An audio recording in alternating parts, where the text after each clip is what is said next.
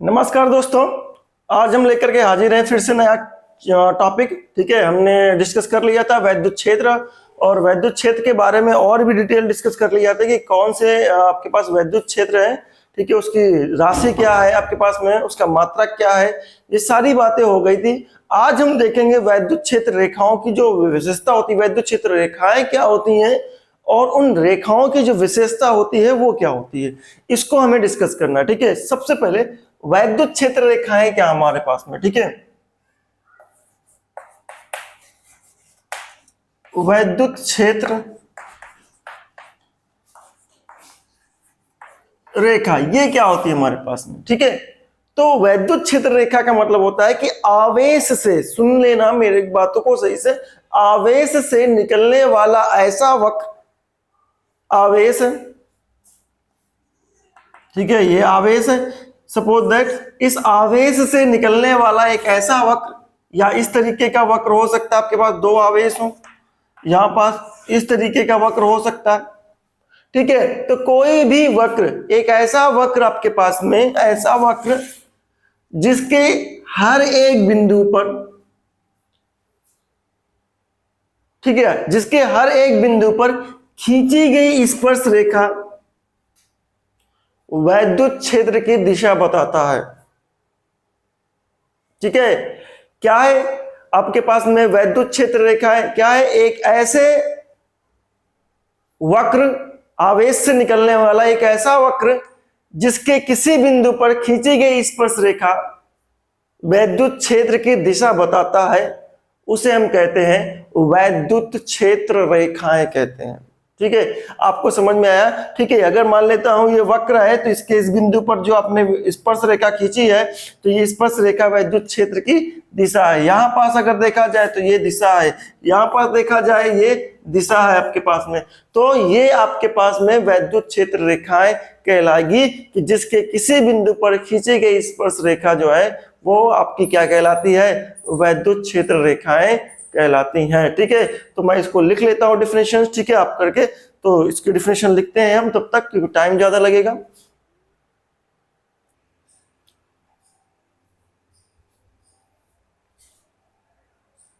ये है आपकी डिफिनेशन बेटा।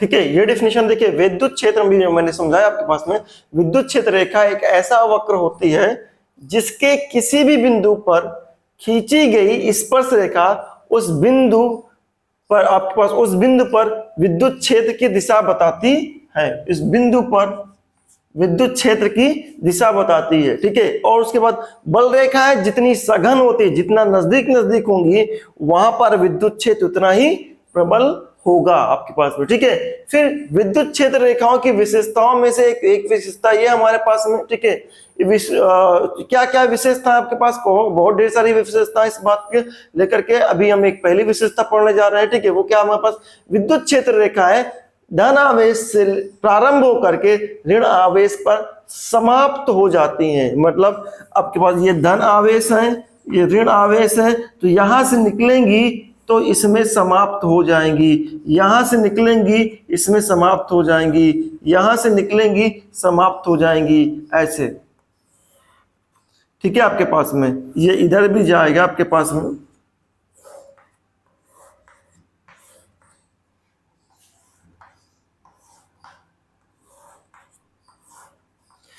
ठीक है, तो आपके पास में विद्युत क्षेत्र रेखाएं धन आवेश से प्रारंभ होकर के ऋण आवेश पर समाप्त हो जाती हैं, या फिर आवेश एक है, एक सिंगल आवेश है, यदि फिर आवेश एक है तो धनात्मक आवेश है, तो धनात्मक आवेश से निकलेंगी अनंत पे अंत होंगी। ठीक है, धनात्मक आवेश से निकलेंगी अनंत की तरफ जाएंगी। ठीक है, अब गोला गोला बना दीजिए बेटा। लेकिन ऋणात्मक आवेश से अगर देखा जाए तो ये अनंत से ऋणात्मक की तरफ आएंगी, अनंत से ऋणात्मक की तरफ आएंगी। तो पहली विशेषता क्या हो गई, पहली विशेषता यह है कि वैद्युत बल रेखाएं या वैद्युत क्षेत्र रेखाएं जो होती हैं धनात्मक आवेश से प्रारंभ होती हैं, ऋणात्मक आवेश में अंत करती हैं। ठीक है, अगर आवेश एकल है तो ऋण आवेश से प्रारंभ होकर के अनंत पे अंत होती हैं आपके पास में, ठीक है। अगर आपके पास धनात्मक आवेश है तो आवेश से प्रारंभ होकर के अनंत पे अंत होती है। यदि ऋणात्मक आवेश है तो अनंत से आती हैं और ऋण आवेश पे अंत हो जाती हैं, ठीक है। यानी अनंत से आती हैं ऋण आवेश की तरफ, धनात्मक आवेश से अनंत की तरफ जाती है, ठीक है। ये हमारे पास पहली विशेषता हो गई आपके पास। पॉज द वीडियो और नोट डाउन, ठीक है।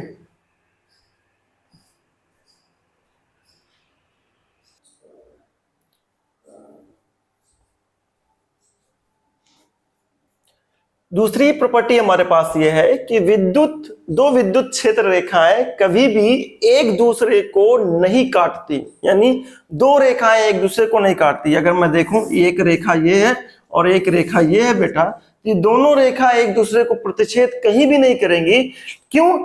अगर ये करेंगी तो एक बिंदु पर स्पर्श रेखा अगर डालूं तो इस बिंदु पर स्पर्श रेखा ये हो जाएगा, इस बिंदु पर स्पर्श रेखा ये हो जाएगा, यानी इसी बिंदु पर दो स्पर्श रेखा मिलेंगी और दो स्पर्श रेखा मतलब दो दिशा, और एक बिंदु पर एक स्पर्श रेखा ही ड्रा की जा सकती है तो एक ही दिशा मिलेगी। इसीलिए आपके पास में, क्योंकि यदि क्षेत्र रेखाएं काटती हैं तो कटान बिंदु पर दो स्पर्श रेखाएं मिलेंगी और दो विद्युत क्षेत्र को व्यक्त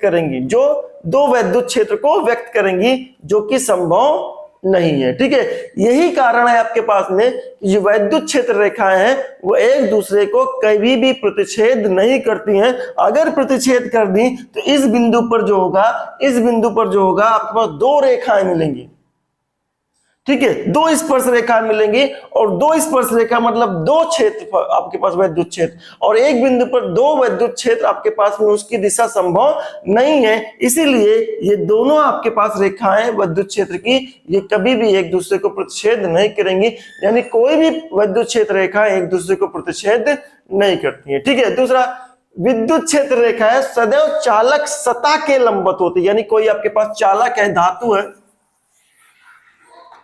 तो विद्युत क्षेत्र रेखाएं यहां पर अगर देखें हम मतलब आवेश है, धनात्मक आवेश हो चाहे ऋणात्मक आवेश हो, ठीक है। तो विद्युत क्षेत्र रेखाएं हमेशा चालक सतह के लंबवत होती हैं, ये ध्यान रखिएगा, हमेशा चालक सतह के लंबवत होगी, चाहे वो जिस तरीके का चालक रहा हो, लेकिन हर एक बिंदु के चालक सतह पे विद्युत क्षेत्र रेखाएं क्या होंगी? हमेशा लंबवत होंगी। लेकिन अंदर की तरफ जो बल रेखाएं, अंदर बल रेखाएं जो होंगी विद्यमान नहीं होंगी,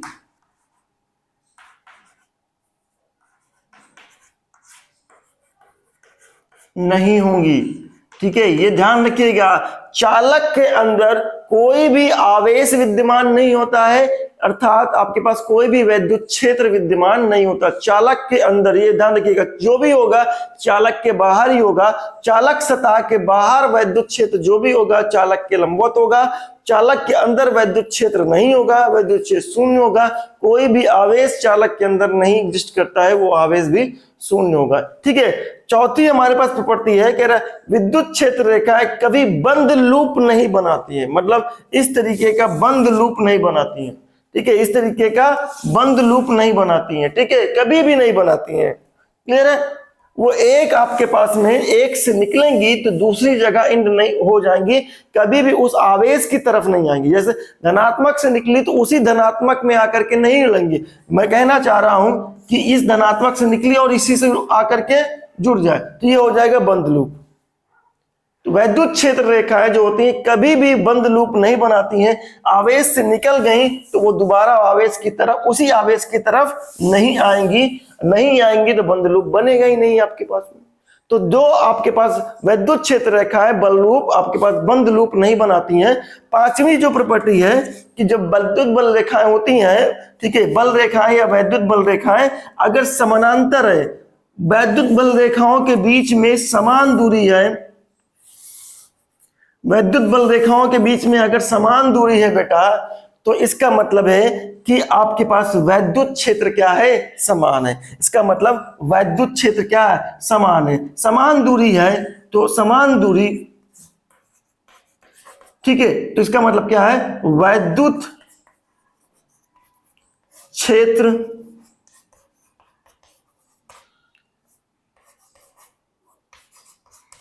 समान है बेटा, ठीक है। लेकिन अगर आपके पास देखा जाए कुछ इस तरीके का हो जाए, कुछ इस तरीके का हो जाए, आपके पास में कुछ इस तरीके का हो जाए, तो जहां पास आपके पास ये आपके पास असमान वैद्युत क्षेत्र होगा, क्योंकि इनकी जो दूरियां हैं वो इधर की तरफ ज्यादा होती जा रही हैं और इधर की तरफ कम है, ठीक है। तो इधर की तरफ अगर कम है तो जिधर कम है इधर की तरफ इधर प्रबलता है, ठीक है।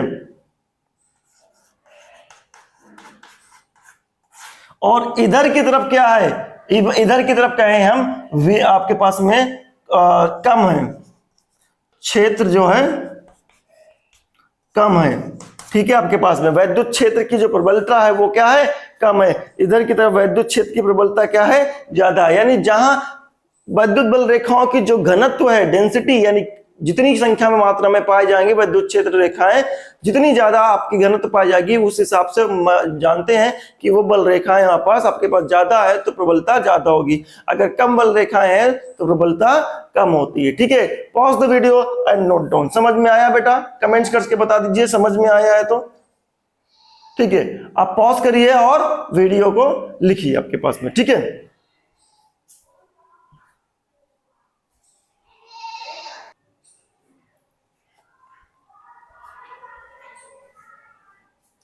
देखिए अब हमारा टॉपिक है वैद्युत द्विध्रुव।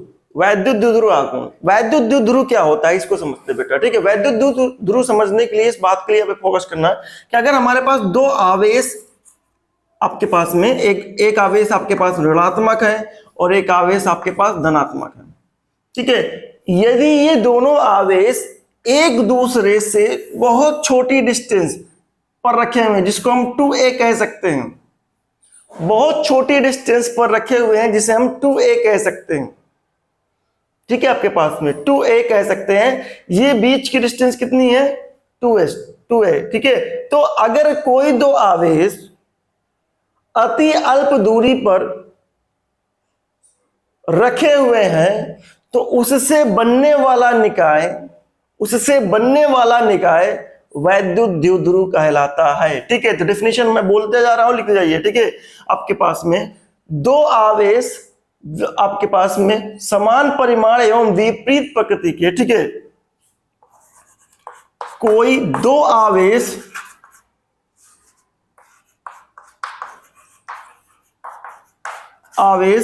समान परिमाण, ठीक है। अगर ये जितना है उतना ही ये होना चाहिए, ठीक है। कोई दो आवेश समान परिमाण एवं विपरीत प्रकृति, एक ऋणात्मक है तो दूसरा धनात्मक है, विपरीत प्रकृति के, ठीक है। आपके पास में अल्प दूरी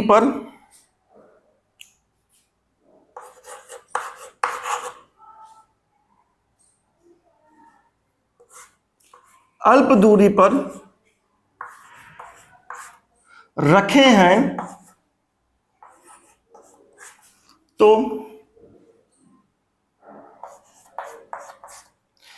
इससे बनने वाला निकाय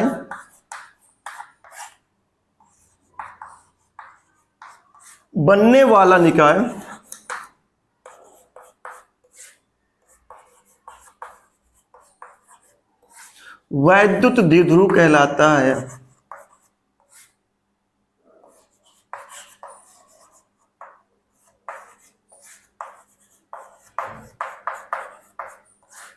ठीक है। तो ये हमारे पास ये डेफिनेशन हो गई बेटा, वैद्युत द्विध्रुव की डेफिनेशन हो गई, ठीक है। अब वैद्युत द्विध्रुव की डेफिनेशन हो गई तो अब आगे की तरफ बात करते हैं। तो वैद्युत द्विध्रुव में आपके पास में आवेश को जोड़ने वाली जो रेखा होती है वो द्विध्रुव की अक्ष कहलाती है, ठीक है। तो आवेश को जोड़ने वाली रेखा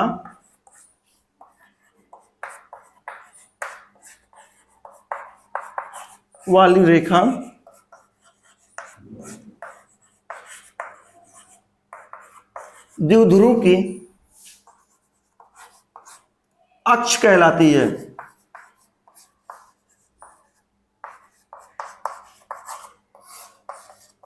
ठीक है। इस आवेश को जो रेखा ये जोड़ेगी, ये रेखा यही जोड़ रही ना, यही रेखा आपके पास में द्विध्रुव की अक्ष कहलाएगी। ठीक है। अब दूसरा पॉइंट अगर मैं लिखूं तो दूसरा पॉइंट ये है कि आपके पास अक्ष के लंबवत, ठीक है, अक्ष के लंबवत, ठीक है, आपके पास में अक्ष के लंबवत द्विध्रुव के मध्य बिंदु से, ठीक है, आपके पास अक्ष के लंबवत,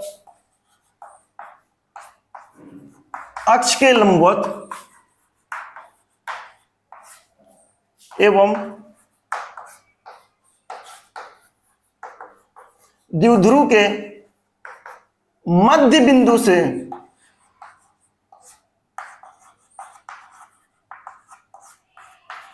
ठीक है, यहां पास मान लीजिए ये मध्य बिंदु है। मध्य बिंदु का मतलब क्या है कि इससे इधर ए हो जाएगा, इसके उधर ए हो जाएगा आपके पास में। ठीक है, तो मध्य बिंदु ओ से, ठीक है, अक्ष के लंबवत एवं मध्य द्विध्रुव के मध्य बिंदु ओ से गुजरने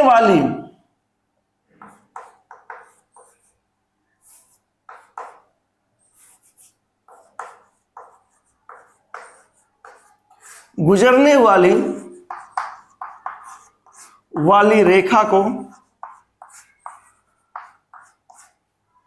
ठीक है, द्विध्रुव का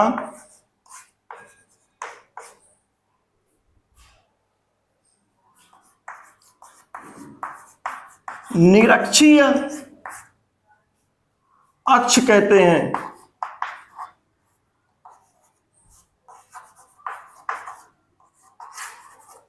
ठीक है बेटा, इसी को हम लंब समद्विभाजक अक्ष भी कहते हैं। ठीक है, इसी को हम लंब समद्विभाजक अक्ष, ठीक है, इसी को विषुवांतर रेखा भी कहते हैं। ठीक है, क्या कहेंगे? विषुवांतर रेखा भी कहेंगे, ध्यान रखिएगा। ठीक है, ये जो बीचों बीच से ये जाएगी, ये लाइन जो जाएगी ये निरक्षीय है। ठीक है, इस बात को ध्यान रखिएगा। और ये वाली क्या है? ये है अक्षीय, यानी अक्ष है तो इसको हम अक्षीय कहते हैं इसका। ठीक है, तो इस तरीके से हमने द्विध्रुव के बारे में पढ़ लिया, उससे जाने वाली अक्ष और मिलाने वाली जो रेखा है उसके अक्ष के बारे में हमने पढ़ लिया। ठीक है, पॉज करिए वीडियो को और नोट करिए। आगे की तरफ बढ़ते हैं। ठीक है, अगला हमारा जो टॉपिक है वो है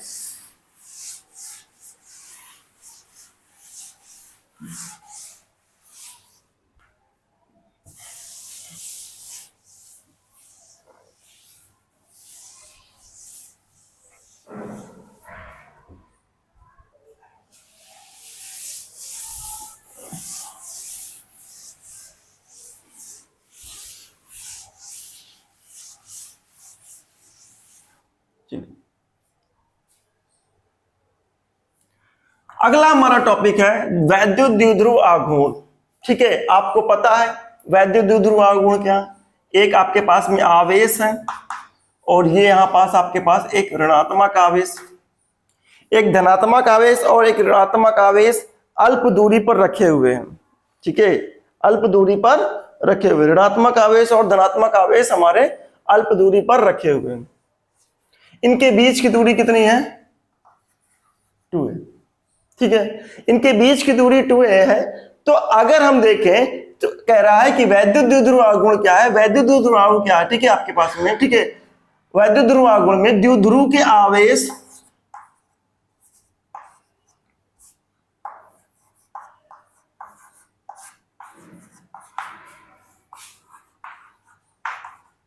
आवेश एवं बीच की दूरी का गुणनफल,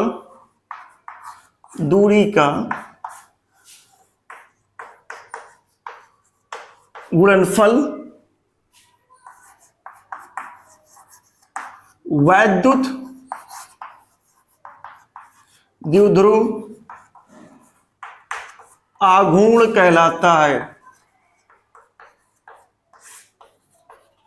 ठीक है बेटा, ये हमारे पास वैद्युत द्विध्रुव आघूर्ण कहलाएगा। ठीक है, ये आपके पास में, तो इसका मतलब वैद्युत द्विध्रुव आघूर्ण को हम P से प्रदर्शित करते हैं, वेक्टर P बराबर Q इंटू 2a, तो वेक्टर P बराबर आपके पास में 2aq, या आपके पास 2aq ये हो गया आपके पास में। ठीक है, अगला जो हमारे पास इसके बाद है कि ये आपके पास में वैद्युत द्विध्रुव आघूर्ण, पॉइंट में लिखेंगे यह सदिश राशि है। ठीक है, दूसरा मात्रक जो है, इसका मात्रक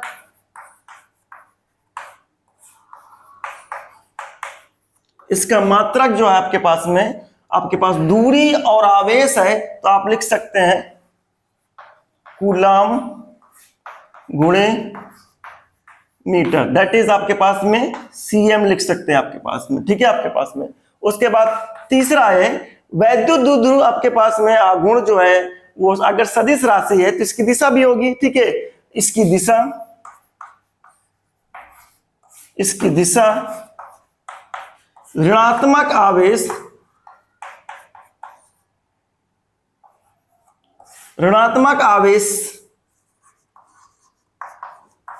से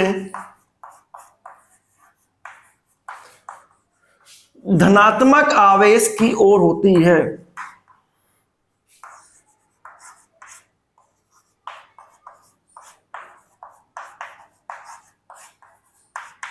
ठीक है, तो इस तरीके से हमारा यह वैद्युत द्विध्रुव आघूर्ण आपका फिनिश हो गया बेटा। ठीक है, आपके पास में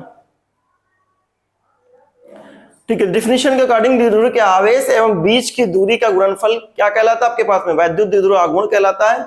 और मात्रक आपके पास में सदिश राशि है आपके पास में, इसका जो P से प्रदर्शित करते हैं मात्रक कूलाम मीटर आपके पास में, इसकी दिशा ऋणात्मक आवेश से धनात्मक आवेश की तरफ होती है। ये ध्यान रखना इस बात के लिए। ठीक है, चलिए आज इतना ही काफी आपके पास में। कल हम डिस्कस करेंगे वैद्युत द्विध्रुव के अक्ष पर वैद्युत क्षेत्र और वैद्युत द्विध्रुव के निरक्षीय अक्ष पर वैद्युत क्षेत्र कितना है ये कैलकुलेशन करेंगे। जब तक आप कल तक वेट करिए, ये आप कैलकुलेशन कर लीजिए, यानी इसका प्रैक्टिस कर लीजिए। ठीक है, कूलाम्स लाके हमने आपके पास में न्यूमेरिकल यानी आपके पास सांख्यिक प्रश्न हमने अपलोड कर दिए हैं, उनको जाकर के आप प्रैक्टिस कर लीजिए। ठीक है, जिनके भी आपके पास टॉपिक हो जाएंगे उनको न्यूमेरिकल हम अपलोड कर देंगे, वो आप अपनी भी प्रैक्टिस कर लीजिए। आपको ये बस इतना ध्यान रखना है, वीडियो को सब्सक्राइब कर देना है, चैनल को सब्सक्राइब करना है, वीडियो को लाइक करना है, कमेंट्स करना है और शेयर करना, जिससे लोगों तक, बहुत लोगों तक मैं रीच कर सकूं और बेटर एजुकेशन आपको प्रोवाइड कर सकूं। आप ही बेटर एजुकेशन प्रोवाइड करवाने में मेरी हेल्प कर सकते हैं। ठीक है, आपको लगता है कि वही बोर्ड में लिखा हुआ दिख नहीं रहा है तो डिजिटल बोर्ड आएगा, तो आप के थ्रू आएगा आपके पास में। जितना आप शेयर करेंगे उतना ज्यादा आपका मोटिवेशन मिलेगा, मुझे उतना ज्यादा एनर्जी मिलेगी, और जब एनर्जी मिलेगी तो फिर मैं डिजिटल बोर्ड ला करके लगा दूंगा और फिर आपको लाइव क्लास भी देना स्टार्ट कर दूंगा। कोई भी पैसा नहीं लगेगा। सोच रहे सर आपका पास इंफ्रास्ट्रक्चर डिस्टेबल हो जाएगा तो पैसा लेने लगेंगे, इस बात को ध्यान रखिएगा, कोई भी पैसा नहीं लगेगा। जब तक मेरी जिंदगी है तब तक मैं फ्री पढ़ाता रहूंगा ऑनलाइन, ये ध्यान रखिएगा। आप पढ़ेंगे, आपके बच्चे भी पढ़ेंगे, वो आने वाले जो भी होंगे सब फ्री में पढ़ेंगे, कुछ भी एक पैसा नहीं लगेगा आपके पास में ट्यूशन का। ध्यान रखिएगा इस बात का बेटा।